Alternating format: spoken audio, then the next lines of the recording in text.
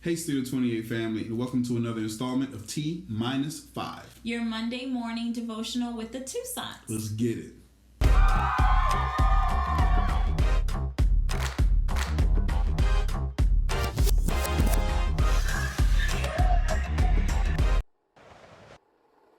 So family, we received a few text messages from our friends sending us articles about how divorce rates are predicted to go up due to this lockdown.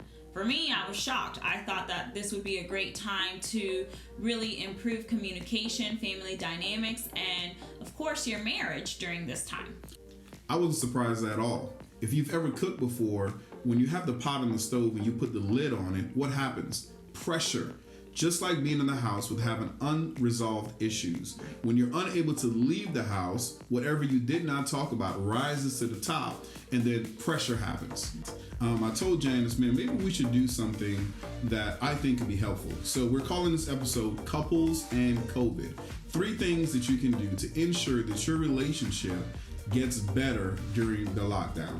The first thing that you can do, the number one thing, numero uno, is communicate need, not nag. And we can see that in Proverbs 21:9, where it states, "It is better to dwell in the corner of a rooftop than in the house shared with a nagging wife."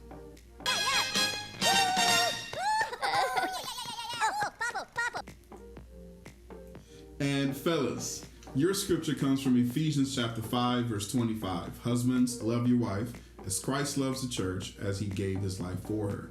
Nowhere in scripture do we ever see the Lord instructing the woman to love her husband. However, we do see the Lord giving clear instructions for the husband to love his wife. So the next thing, in order for it never to get to the nagging point, we've communicated about some key words that have helped us in our relationship that we think if you were to avoid, could make sure that it never gets to that nagging point. Right, and so there are 5 key words, and that is always, never, hate, you, or I. And it goes a little something like this. You always do that. Or you never take out the trash.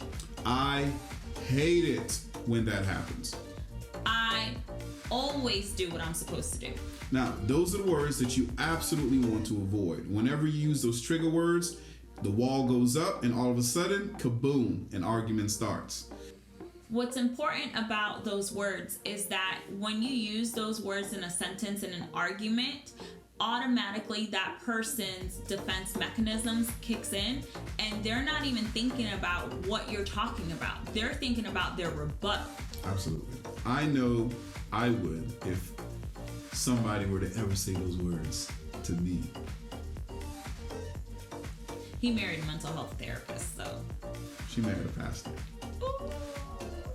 Now, the next thing that you want to do is compliment, not criticize. Correct. So you want to say things like, "Thank you so much for cooking today," or "You look so beautiful," or "Thank you for getting my car detailed." All those things. Look for great things in your partner and uplift them instead of bring them down. Tell them what you want to see. Tell them the things that they're doing great instead of telling them the things that they may not be doing well. The third thing that you can do is you want to be silent while they are expressing their feelings. So you want to make sure that you're silent instead of trying to solve the problem.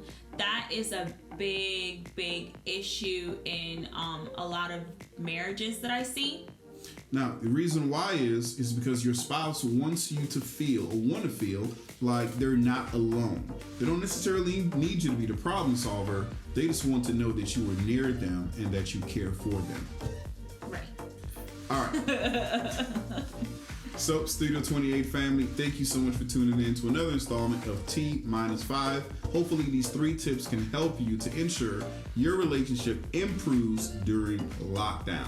Lord willing, we will see you next Monday for our Monday morning devotional with the Tucsons. Let's get it.